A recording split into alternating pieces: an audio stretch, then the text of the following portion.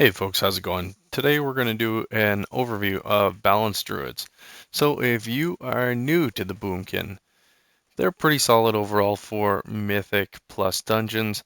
Really, one of the major benefits is the great mobility that they have. We're going to start off with talents and do a quick overview. So tier 1, we're talking Force of Nature.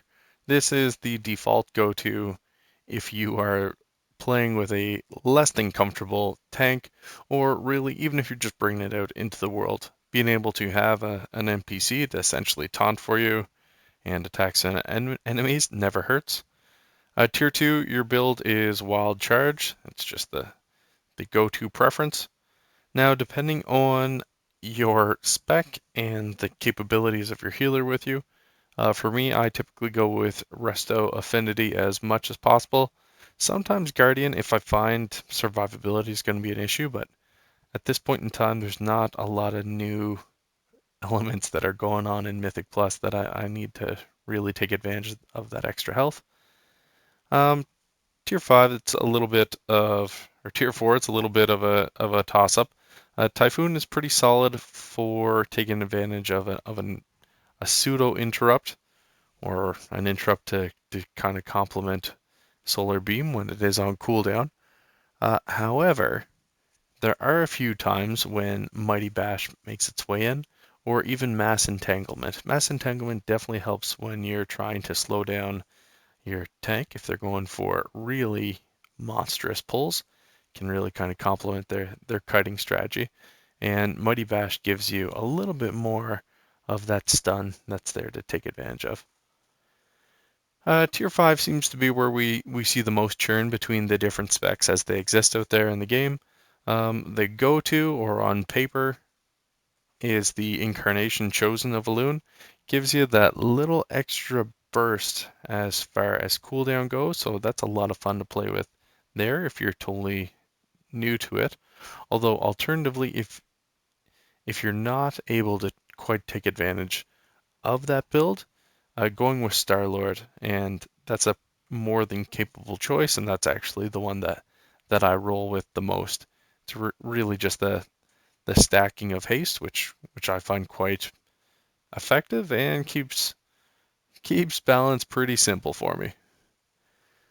Tier 6 Twin Moons is the go-to for me. It's really the additional Moonfire damage, and then finally Tier 7 is Fury of Elune. That seems to be the go-to for the good portion of the talent builds as they exist out there. Additionally, you could go with Shooting Stars in Tier 7. Just really gives you that increase to Moonfire and Sunfire damage. That's largely it. If you are playing with an over-the-top competent tank and you don't think you've got any need for taunting ability, throw that Tier 1 talent over into Nature's Balance. It actually gives you a little bit more astral power and allows you to stay balanced around that 50 mark instead of depleting to 0. Really comes in really helpful if when you're transitioning in between mobs, you're not actually able to keep your energy up that high. So take those things into consideration. Um, Now we're going to jump next into Azurite traits. So you want to go with a single Arcanic Pulsar and 3 Streaking Stars. That's really the best in all dungeons that you're going to be able to get out to. Outside of that, Power of the Moon and High Noon are strong extended multi-target traits, or now what we're seeing, Blightborn Infusion and Swirling Sands are 2 secondary stat increasing Azurite pieces that are pretty solid. If you can get them at a pretty high item level, it's not terrible at all. And then finally, the Raid Talent Loyal to the End. It can be used in keys as long as you're receiving the benefits with the rest of your party. Now for essences, there's a couple of go-tos right away. Really, where you want to go to is Vision of Perfection. It's got a strong overall essence for Mythic Plus, reduces the cooldown of your incarnation, and allows you to hit as much more regularly. So you gain a pretty solid proc depending on the trash and bosses, and really helps you propel your overall damage into kind of the next tier of hopefully competitive keys that you're taking on.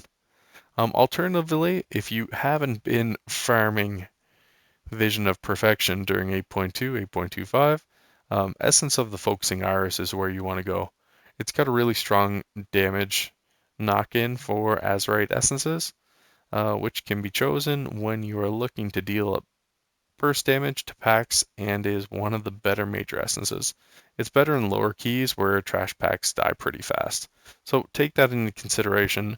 Focusing Iris is always kind of basically the second best for the majority of casting classes that are out there. As far as minor essences go, Blood of the Enemy is a strong minor trait. The buff stacks really quickly.